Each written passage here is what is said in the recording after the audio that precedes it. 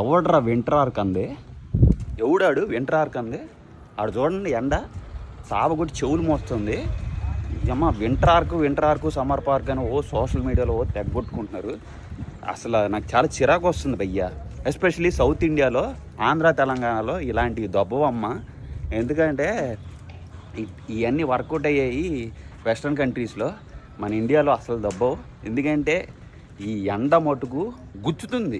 T shirt ఇప్పేసా. Time ఇప్పుడు వచ్చి ఒక 9:30, 10 అవుతుంది. పొద్దున్న 8 గంటల నుంచి స్టార్ట్ అయింది ఈ ఎండ.